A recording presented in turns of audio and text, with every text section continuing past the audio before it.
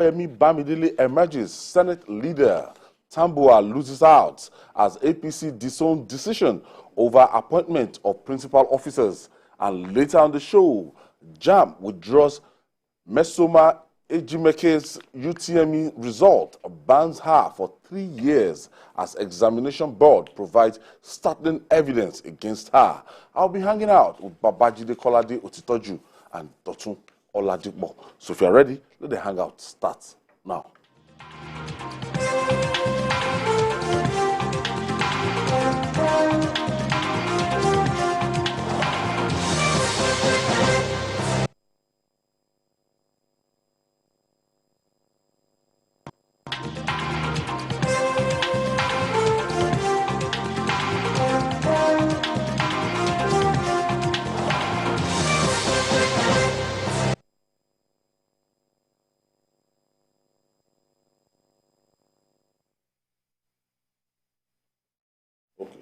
Thank you for staying with us.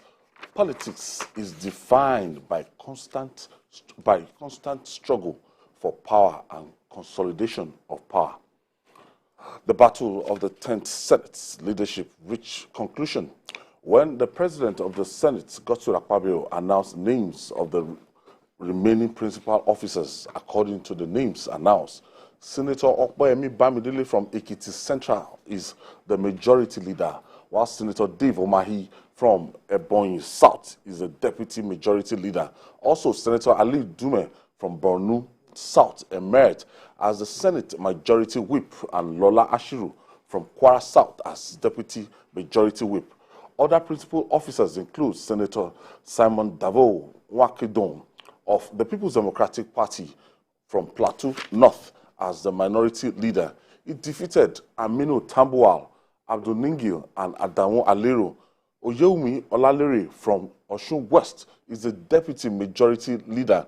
Meanwhile, the All Progressive Congress, APC, National Working Committee has disowned the decision, saying it is not aware of the conclusion made by the National Assembly leadership on its principal officer. Jide, what is this? Is this not becoming a kind of interference? And we thought that the initial election they had and everything, that they would, yes, now the senators within themselves will choose other principal officers and everything, and it shouldn't be a big deal to the ruling party.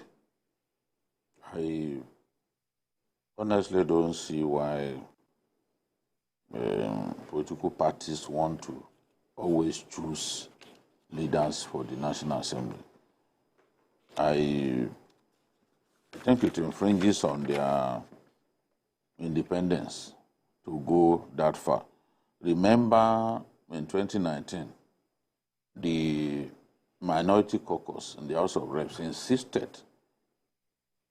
on Ndudi Elumelu as their leader.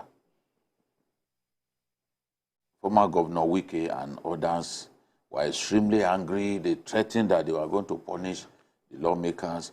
And the lawmakers said, look, it's not your place to choose our leader for us. We need someone that we can work with, someone that is accessible, someone that we freely choose. At the end of the day, Ndudi Elumelu remained the Minority Caucus leader for the House of Reps. History has repeated itself again. What I've seen from the appointments made from the people, from the principal officers that have emerged, is a reward for those who pushed the Akpabio agenda vigorously. Yeah. You know, those lawmakers that were in the forefront, that campaigned and all that. And those of them too who moved very close to the president once he got sworn in and all that. We've seen them already rewarded based on the list that we have seen. A lot of us knew that Senator majority Michael leader, Opeyemi Bamidele, yes, from to time. become the majority leader because we knew what he wanted and all that. And we saw him getting very close to the president. When he, upon his arrival, you will see him, you will see Olamilekon, Yayi, the rest of the, and those are the people that pushed for the Akpabio. yes, from the beginning. And you saw that even Alindu Metru, the Borno senator from Borno South, initially wanted to contest. He was talked out of contesting, and he became the campaign chairman. So the Akpabio staunch supporters, they've been rewarded. Of course, what it means is that some of them who did not support him aggressively, who are just maybe nominally supportive, they have lost out. And such people will feel that, look, what's going on? This Senate belongs to all of us. It shouldn't be Akpabio's kitchen cabinet alone that will dominate the principal officer. So politics, as I always say, is an interest-driven game. Once you get into politics, it's your interest that is paramount. You are not so much concerned about the interest of your fellow competitors, for the positions available. But those ones, those ones who still think that, look, why have we been sidelined? Why have we not been given anything? Such people will find in the party a listening here. And for me, the comments that the national chairman of the party made, his opening remarks, are symptomatic of a big problem within the APC. I've seen Saliu Lukman complain that the national chairman runs a one-man show. That he doesn't call NWC meetings, he doesn't call NEC meetings and all that. Now, he's the chairman who is speaking like someone who had been sidelined in this matter. You know? Because he's saying you will get an update of the national election in the National Assembly, sharing of power, particularly leadership of the chambers, the election of the principal officers of the Senate by the Senate President and Deputy Senate President, the election of the Speaker and the Deputy Speaker has been determined and announced, and their responsibility. The remaining offices, what he's saying, I am just hearing as a rumor now from the online media that there have been some announcements in the Senate and the House of Representatives. The national headquarters of the party of the NWC has not given any such information or communicated about the choice of offices. And until we formally resolve and communicate with them in writing, which is the norm and practice, it is not our intention to break away from tradition. So whatever announcement is done either by the President of the Senate, Deputy Senate President, Speaker, or Deputy Speaker is not from the Secretariat.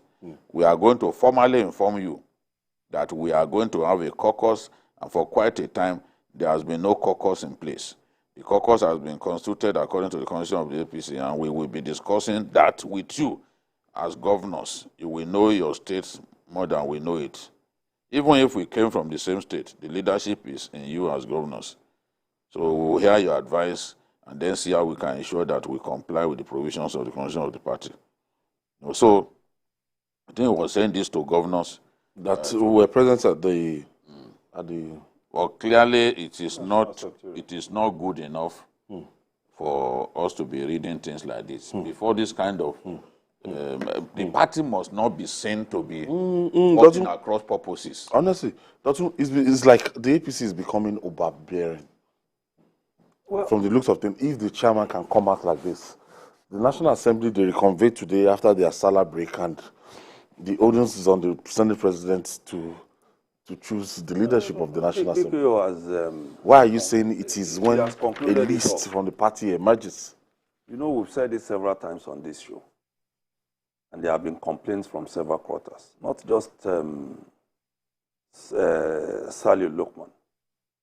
There have been complaints that the chairman has been running that place singular-handedly.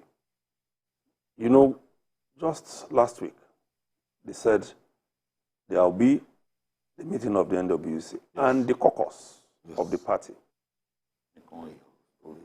That should not be something that happens only after complaints. It should be a regular thing.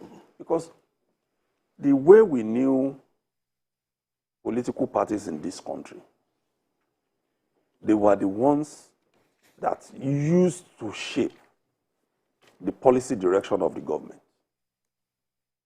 And the national chairman doesn't do that alone. Maybe that's why a lot of people believe that we had stronger parties in the past than what we have now, where elected political office holders, they now control the affairs of the government instead of the party. Because the party has its own structure, it has its own agenda, which a lot of times these political office holders don't adhere to, because you don't see anybody galvanizing what should happen at that level of government. That's why governors have suddenly become head of the parties in their states instead of the state chairman. That's why the president has suddenly become the head of the party instead of the national chairman. Especially in a situation like this, where the national chairman is running a one-man show. And when you look at it, that was what killed the People's Democratic Party gradually after 1999, when every power resided in either the president or the governors at the state level. It was that bad.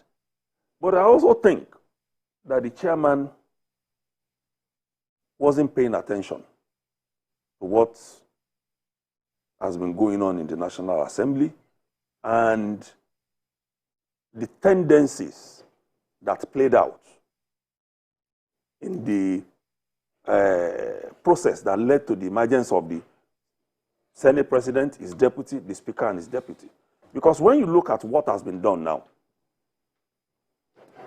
critically, you will see that those areas where there have been complaints, there has been what I see as a move to placate those states. Plateau is featuring prominently in the scheme of things. The Southeast. Not central. Yes, not central. Because we said ordinarily part of the leadership should have come from the North Central, especially Plateau. And more, especially in the case of the House of Representatives. This was not done. And clearly those people were very angry, and which could break the party. We saw it in the election in the Senate, where the man who did not even have the support of the party lost by the person who had the support of the party, lost to him by just 17 votes. That should clearly show the leadership of the party that they must be careful going forward. Otherwise, if, like the minority threatened, they had decided to go ahead and field candidates for some of these positions, they would have come together with those who are aggrieved in the APC to upset a lot of things. So the national chairman should pay attention to these politics. Nigerians are also watching. APC should not think that it's the only one who has interest in the leadership of the National Assembly. Nigerians too. The Southeast is angry.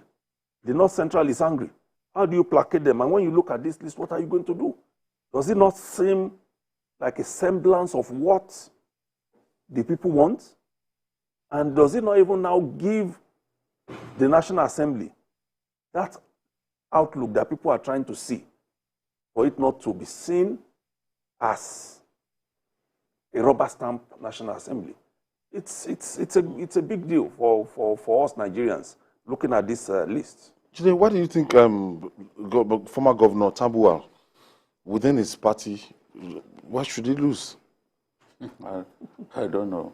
They must have, you cannot discountenance the influence of Wike and other people.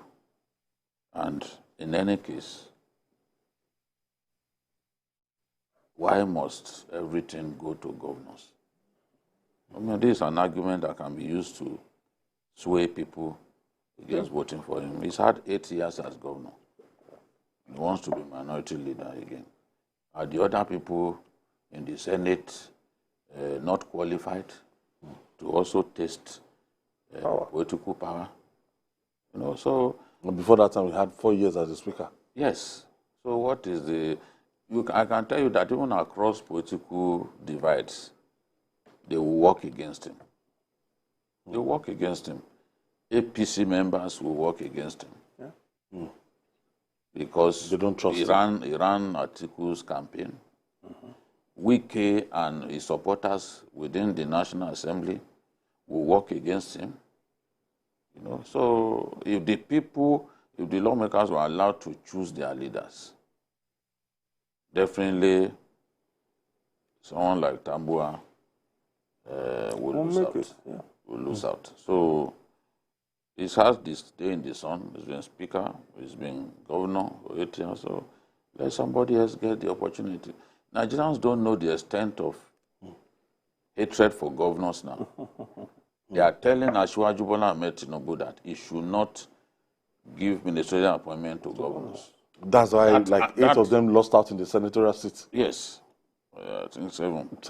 So that animosity towards governors is there. They say we want to deceive ourselves. If people are saying, no, don't give these governors. Don't give these governors. You know, and at the end of the day, yes, the governors helped Asiwaju, especially during the primary election. You have to look at political experience. All of them lost. They couldn't deliver their states. I'm not saying they should not give them ministerial positions. I'm not one of those saying you should not give them. But what people would not want to see is to have governors dominate that National Assembly. Some of them are spent forces. So what people want to see is a preponderance of technocrats, people who have got so much here to offer, not people who barely succeeded in changing the fortunes of their people in their states to come and then serve at federal level. No, that's not what people want to see. And if Asiwaju is accurately gauging the mood of our people, he will know that not many of our people want to see governors return as ministers. I've seen a lot of stories. Be crowded by politicians, regular politicians, that have been major actors in the last 60 There are other years. things that I can give them. But ministers, in terms of running the government and making Those are your partners in progress. changes happen, Yeah. they are not the people that our people want to see. They are not. People are tired of them already. Some of them couldn't pay salaries. Some of them were power drunk, and people are still angry with them. People are happy that they've seen their back. You know, so if you now give them ministerial appointments or you cause them to dominate your cabinet, no, people will turn against the government. And at a time like this, when he's enjoying some level of support, some level of popularity, he has to build on that momentum. You know, and the way to build on that momentum is to come out with that ministerial list. Look at what's it called? The people that he chose as service chiefs. Yeah. People are happy. In Kaduna, Fresh start. across the military barracks, come and see jubilation. That yes, Chris Musa, very humble, always taking care of the welfare of his staff, of his officers and men. They were very happy that he was chosen. The same thing with Lagbaja. Everywhere that Lagbaja had served, there was jubilation. You know? So the president has to build on the momentum that he has gained, you know, and choose the right people. He also, this is a president that also cares about public perception.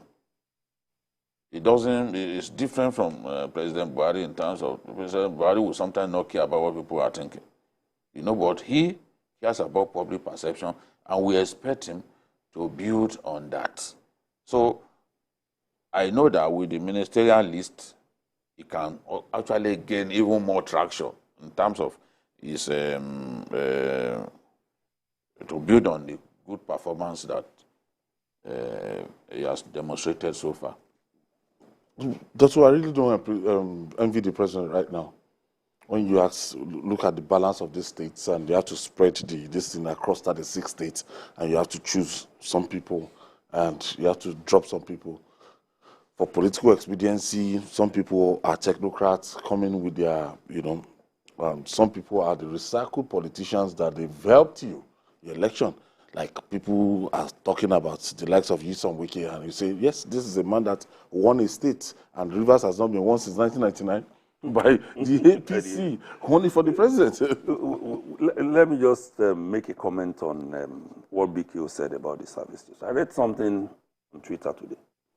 A man said he once stayed in the estate where General Lagbaja lived, and that you shouldn't underestimate people who use siren when they come to a place. Because there was a day he almost brushed the man's car while he was passing one way within the estate, and the man just calmly went to the side. It was later they told him that that's a general you almost ran into. That he was shocked and humbled by that experience.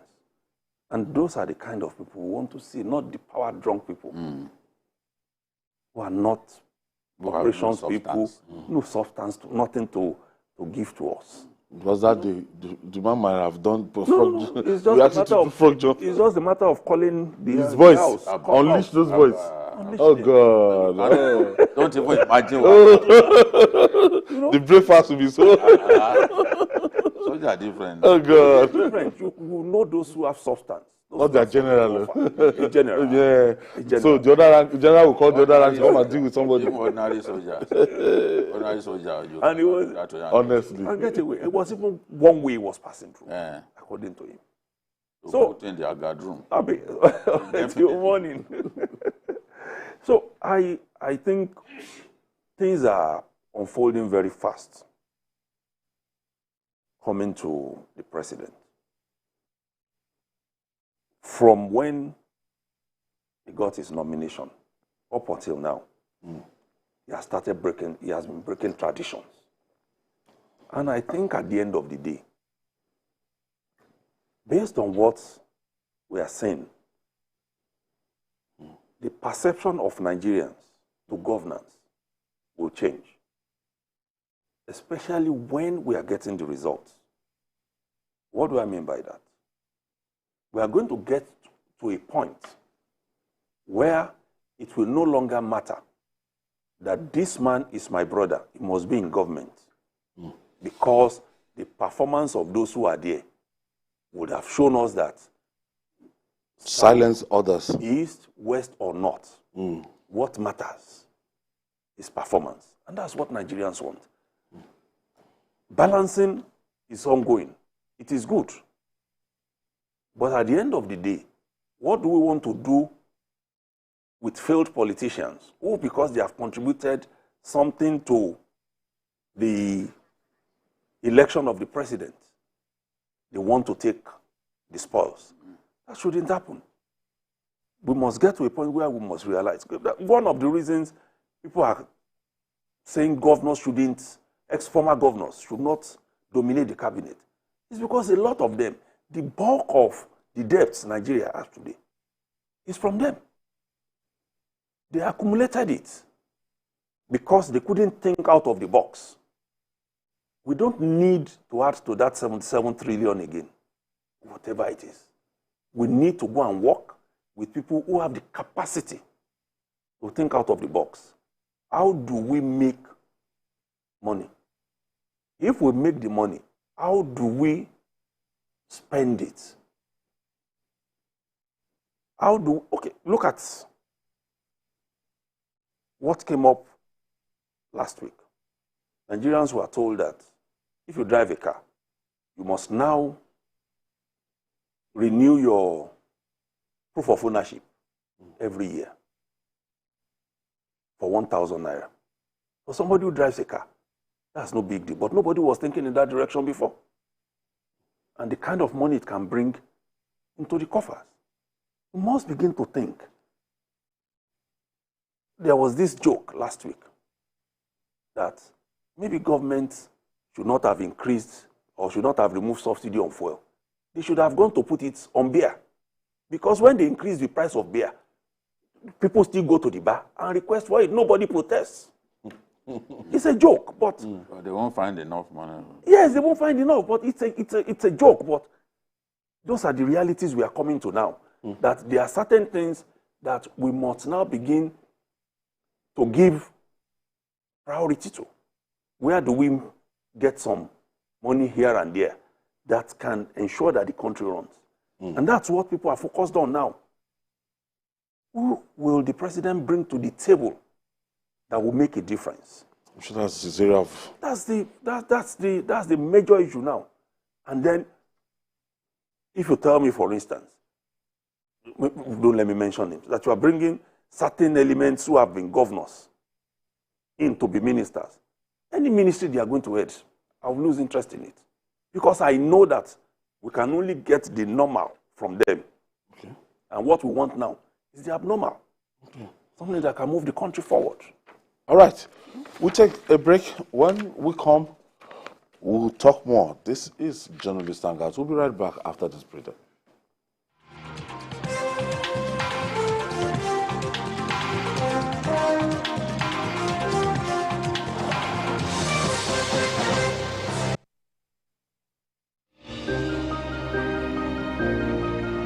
Sometimes it's the story that calls. At other times, the people just want to be heard. School, I need students, but I need teacher. Can't continue like this. Their voices re-echoing through time itself. We haven't done anything. If the tide is high, everybody run for safety. Their tears leave a sweet sour taste for all their demands. A familiar call beckoning for change. In our world, no one expects a disaster to happen. But when it does, we'll be there to x-ray all sides, from the east to the west, north and south. Community Forum will examine the oddities and challenges to economic development, as well as issues yearning for government intervention. Watch fresh episodes of Community Forum on Sundays by 9:30 p.m. only on TVC News.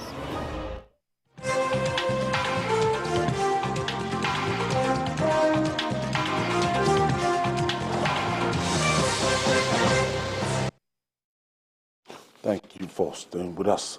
One thing about falsehood is that it is easy to perpetrate, but difficult to cover and sustain. The Joint Admission and Matriculation Board, Jamb, has provided further evidence to support the claim that Mmesoma fabricated our UTME results. According to Jamb spokesperson Fabian Benjamin, Ejikeme's result was edited and does not match the records of in their database. After a thorough check, our actual score of 249 has been withdrawn, while she has been banned from participating in the examination for 3 years. Jide, this seemed controversial. Yesterday we discussed it, and the vibes I got after the show, I was almost, doubting the position we took. But subsequently, Jamb came out, and they've been conducting this examination for long, and we've not had any reason to doubt, the credibility of this body.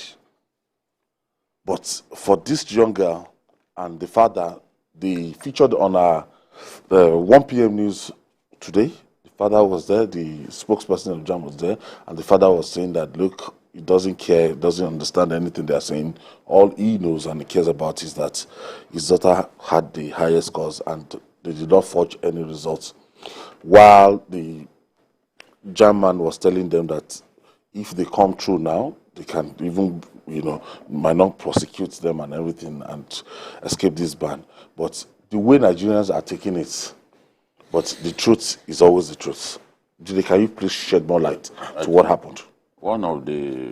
We spoke with the Jamb spokesperson earlier today, and we are meant to actually have him speak on this program. Okay. Extensively. So the producer has to bear that in mind and prepare you for an with his Jamb spokesman, because he has. Okay, maybe first of all, just get in touch with the Jamb spokesperson now, spokesperson, so that on this just because we have spoken with him and he assured us that he will appear on journalist Hangout. So what we need to do is to get across to him so that he can provide information that Nigerians don't already have. You understand? So first and foremost, people are calling this girl a minor. She has two, based on documents at INEC's disposal, she has two different ages. But in her own original documents filed with Jamb, she's 19. 19. A 19-year-old girl is not a minor. Legal. She's very much old enough to get married and begin to make children. Yes. A 19-year-old girl should have moved out of her parents' house. Can vote. And be voted for. And be voted for. So let Nigerians first stop this noise that she's a minor, this and that. She's not a minor. She's 19 years, according to our record with Jamb. Second,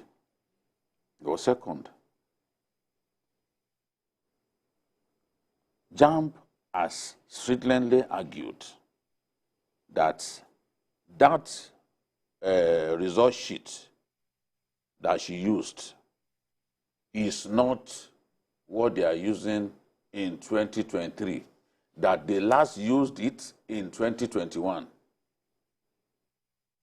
I think we need to see so the change the format. When you look at her own result, the result that she paraded, that she showed in that video, this is the show us this thing. That is the current format. That's the way it looks like now. Yes, and the photograph will be there. This is different. It carries the photograph. This is different to what she's parading. Okay, out of 1.6 million Nigerians, how come it is this girl that our own result sheet is different? People must realize that this is a second person. I got two different results, two brothers from Ilesha West, who are seeking admission, and that's this local government. Yes, that's the those are the two results from two brothers. That's the way it look like. If you have a son who sat for Jamb this year, get hold of the result of that boy, the lady. You will see that it is this same way. My own son too sat for Jamb for the first time, straight from secondary school, and he scored 234. This is what it looks like.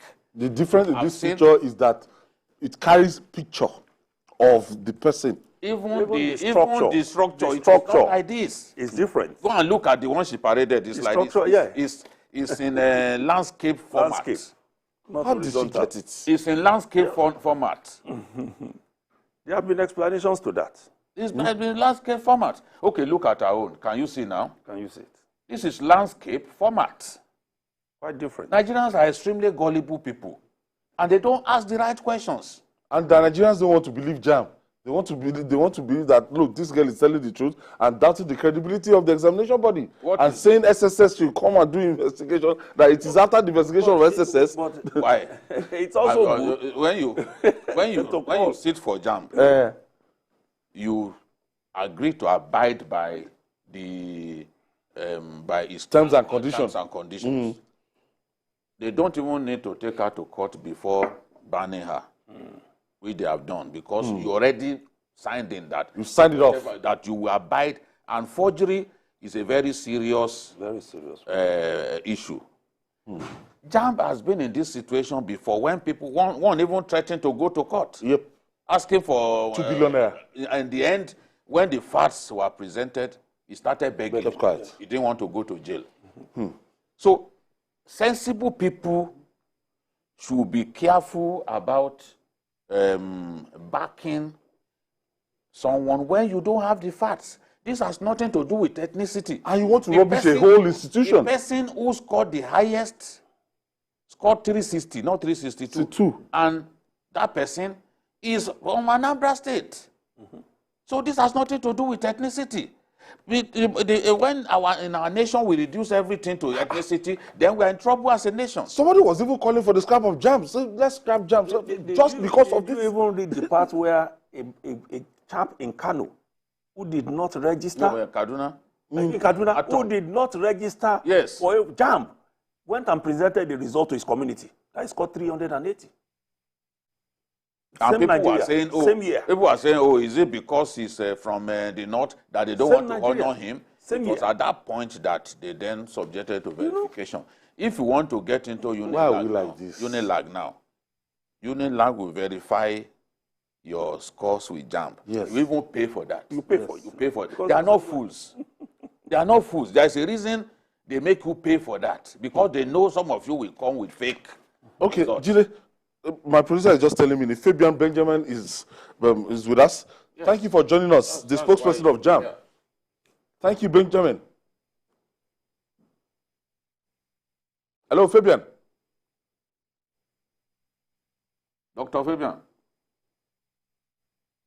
Okay, I think we are having challenges with the network. Will join us. For me, I think Jamb should focus on where that child started. Okay, Dr. Benjamin, thank you for joining us. I'm with you. All right. We are as embarrassed as other Nigerians about what has happened. And Jamb over the years had conducted this examination before even some of us were born. Yes. Now, people are saying, what went wrong? What went wrong? People are inclined to not blame the girl. They believe that maybe there was a glitch, maybe there was a computer glitch somewhere. So what really is the situation? Is this clearly a case of forgery, and what pieces of evidence do you have to show that this is a cast iron case of forgery? Okay, good. Thank you very much. First of all, let me make this very clear that our results are not in the cloud. And because they are not in the cloud, so the issue of forgery, the issue of hacking this thing does not even arise. That's why you will never hear where somebody will say Jamb website or whatever has been hacked. When we mark ours, we have a database that is off the cloud, it's not connected to any internet. That is where those results are kept encrypted. When we are sending them to tertiary institution on their cabs, that's when it is taken and then decrypted and sent to the schools. Whatever we put on the cloud is just for candidates to check their performance, and it ends there. It is not picked from there for anything. But even that, what this candidate is parading is not any result that she got from the cloud.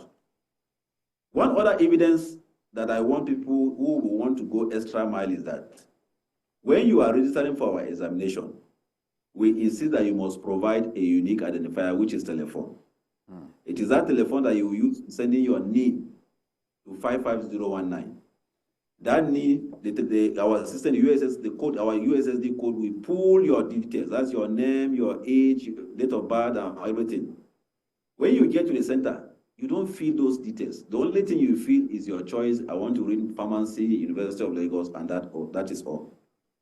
Now, this candidate, for every transaction that she's been having with Jamb, it is recorded. If you go to Airtel today, because she's using an Airtel line, they will show you all her transactions from day one. As we speak, even yesterday, this candidate paid 1,500 naira and printed her original result. But she's not showing anybody. She does not think that we will know. On the 25th of June, she had also paid money and printed the original result again. Before the result was released, she sent a message to pull the result, and he told her clearly that your result is not ready yet. When the result was ready, she sent a message again. He sent her result of 249. You know what she did? She now edited that result and put 362 and sent back to the USSD code. She was supposed to send UTME result, but she now sent that message back. Immediately he hit the database. The base sent her back her original result of 249. She kept sending messages and requesting, he kept sending her her result. If you look at it, she sent almost 6 times requesting for result, and he sent her the same 249.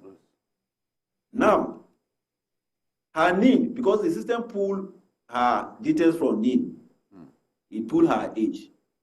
If you look at her result that I've shared, you will see that her date of birth is 2nd April 2004. But on the slip that she's parading, the date of birth is 2nd March 2004. The father was on TVC this afternoon, and they asked him, when was your daughter born? He says 2nd April 2004. But the date on the result that she's parading is 2nd April 2nd March, 2004. That is the date of birth of the candidate that she's using the slip. And I got home now, my wife just confronted me with something that is very funny. On it, some people just discover a software that you can use to change your Jamb slip. And if you see the barrage of results she has sent to me, with all of, in fact, she has sent more than, I don't know whether if you are seeing my picture, I will just hold it something. I don't know how close you will see the same, and all of them. What I suspect is that the developer of this software put this result of this Omobalale, because all the candidates that use the software to change their scores is the same QR code that they use. Yes. But all these things that I'm making is not on our system. All the transactions this candidate has been having, yesterday she printed her result. We are seeing it. It's there. If you look at this slip she's carrying, which the last time we used was in 2021.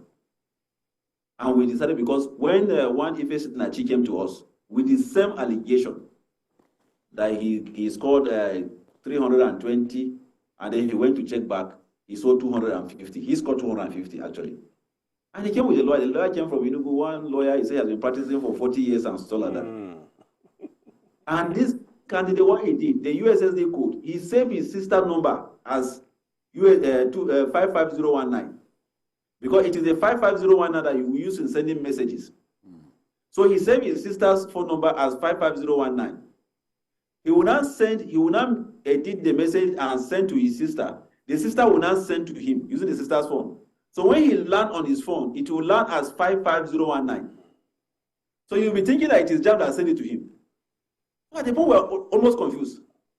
But when we got to his WhatsApp, we now saw this 55019 with a picture.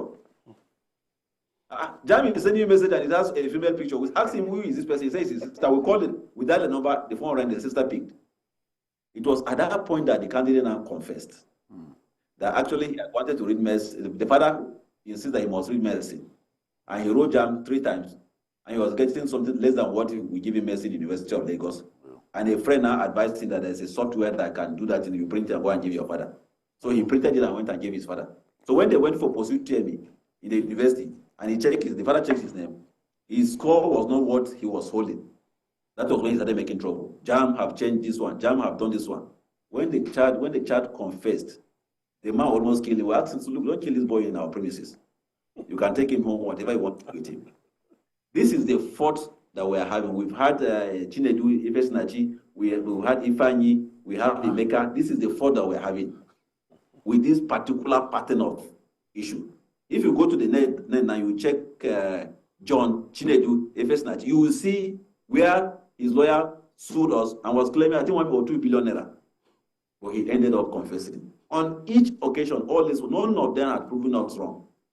Because your result, we don't know this girl. What will we get, for Christ's sake? What will we get? For my lining, this girl has scored 300, 400. What will we get to say that she didn't score it? Why will we hate her so much? In any case, the person, the highest scorer this year that we announced is from the East, is from Anambra State. We didn't hate that one. We announced our score. And then we are hating this one. Why? So these are the issues. This thing has nothing to do with our database. The candidate just forged this slip, and she's just misleading people. If you look at the video that she's parading, you will see that some people are telling her what to say. Yeah. It's the same candidate that said, I don't have to. That language is strong. when did Jamb announce the top 10 scorers? Well, it was last month, I think 24th of June, if I'm not mistaken, on one Saturday, that we had a policy meeting. The policy meeting is chaired by the Minister of Education, where you have all heads of tertiary institutions, the vice chancellors, the rectors, the provosts of colleges of education, all of them.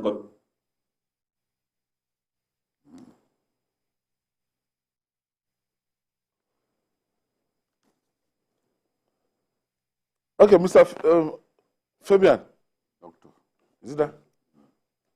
Okay, I wanted to ask him that from the investigation of the DSS, because we were told that the DSS, they've waded in and they want to verify who actually went down, because I don't want to believe that this young girl think there is could... a need for an investigation in this particular case. What we need to get through, who developed this app? Yes. Because that's a big question. To arrest. You see, when Fabian is back. Okay, that's fine.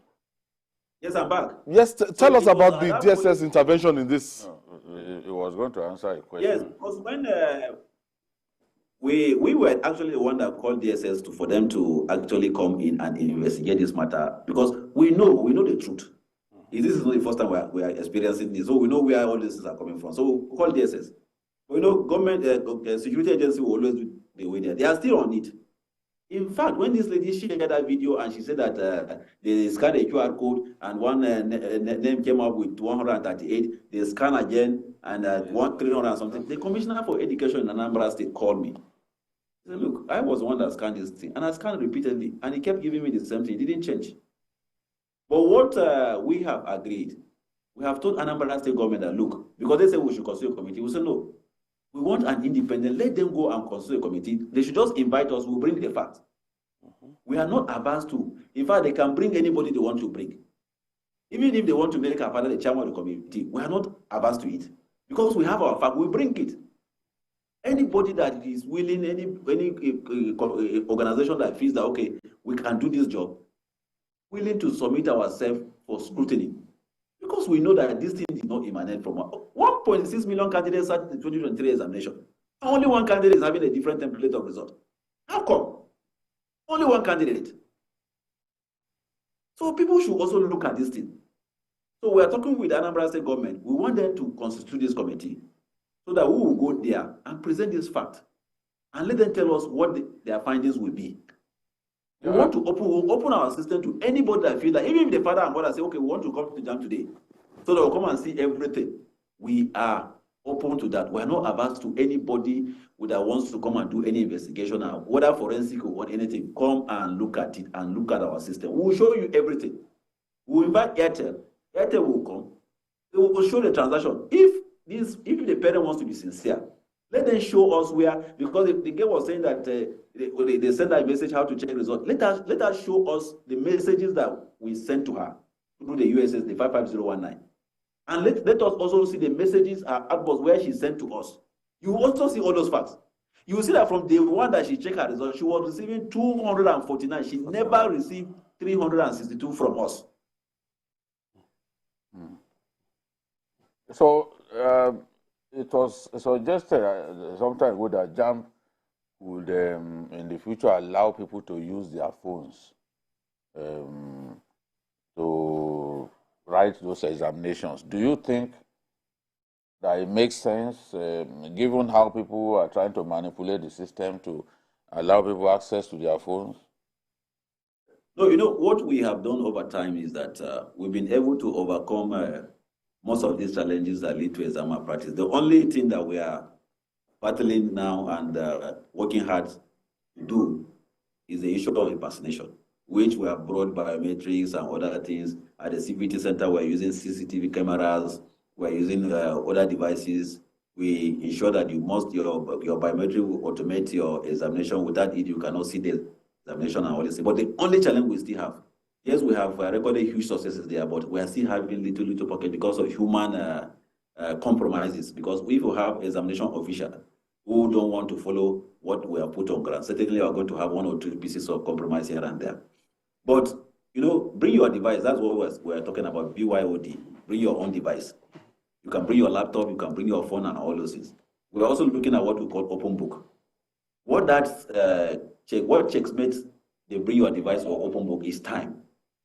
Because we believe that if today I give you Gocholion as a textbook in geography, and I say, look, I ask you a question, and your ability to go to the page where that question is to answer it, which means you have read the book.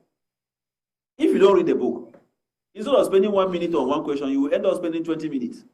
And before you know what is happening, your time is gone. So it's not about bringing books.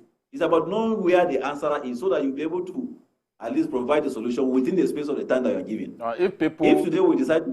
If people would bring their phones or are allowed to bring their phones, won't they use the search engine to find answers? Well, if our examination, maybe we are giving you 2 hours for examination, and you're bringing your phones. One other option is that, like in our CBT center, all our system, you cannot use internet on it. We have a software that disables the internet. Okay. Even if you're going to use internet, and because we factor that you're going to use internet, we can reduce the time. If we give you 10 questions and we give you 2 minutes, before you search one, the time will have finished.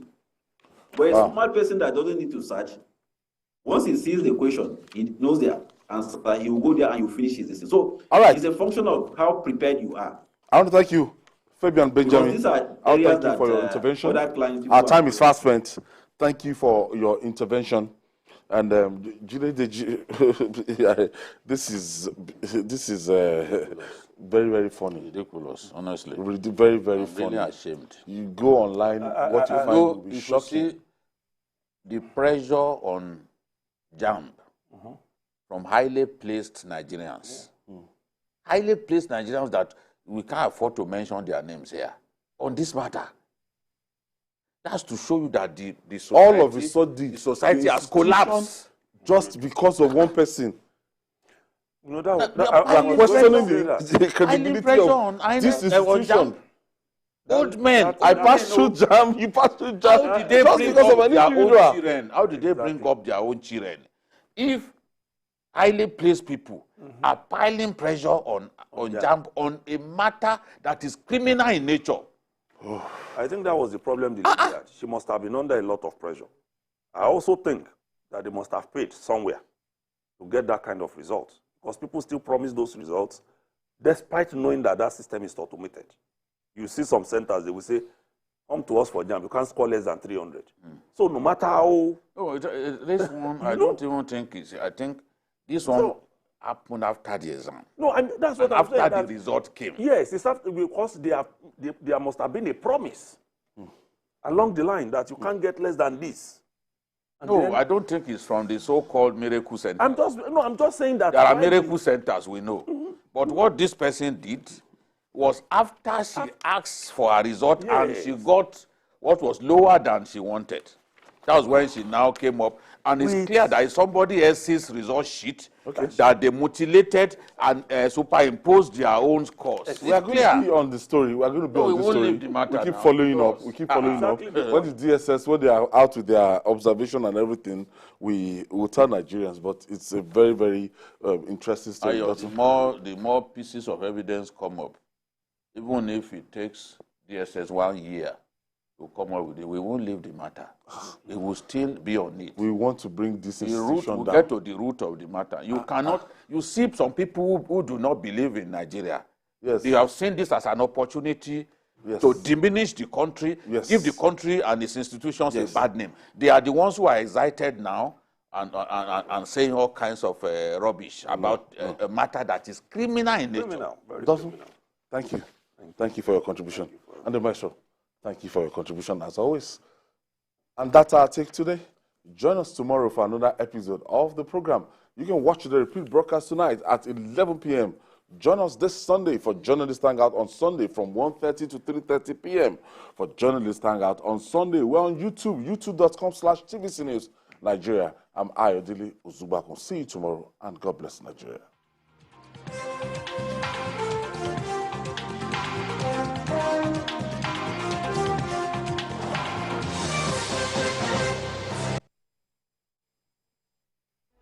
Every major news story is with many perspectives and layered with different levels of impact.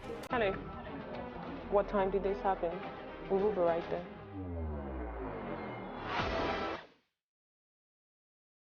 At TVC News, we follow the big and major news, gathering the facts, witnessing the outcome. I am here live at the aftermath of the approval of the new national minimum wage. We are TV Station of the Year, not just for breaking news, but for being first, fair and accurate. TVC News, first with breaking news. Our planet, our home, threatened by man's activities with fears of mass extinction on the rise. On Green Angle, we examine the issues that affect our environment, seek solutions to put us on track to secure and restore a cleaner and greener world for generations to come.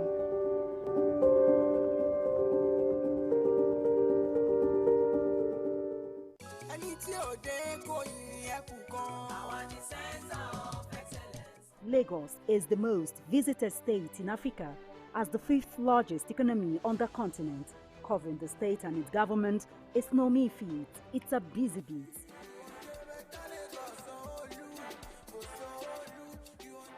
We go beyond the curtain of tapes to traveling far into the deep. I want to thank the Lagos State government for the healthcare facility. To bring stories that cut across all spectrums.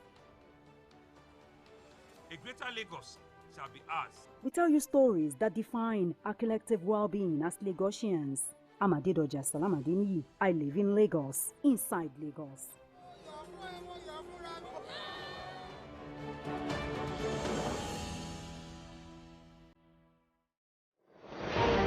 It's not your regular show. It's an online interactive session where we share my views on the everyday issues that cut across politics, security, health, current affairs, governance, and so much more. I am passionate about our country. I choose to support any conversation geared towards building a better Nigeria. I am Babajide Kolade Otitoju. Join me every Saturday on TVC News YouTube channel as I discuss Nigeria and the world at large on the show, Issues with Jide.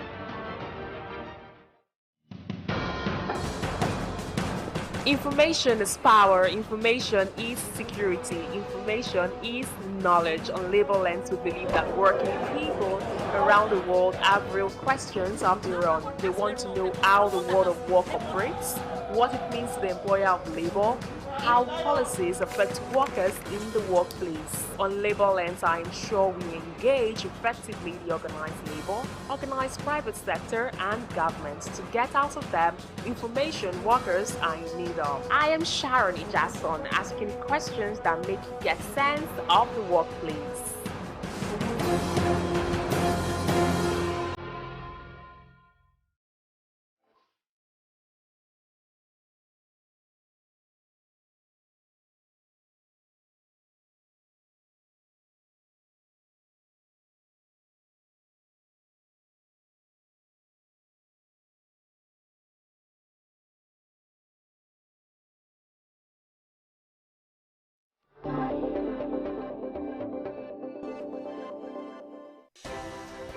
At TVC News, wherever the big news story is happening, we're geared up to break it. TVC News, first with breaking news.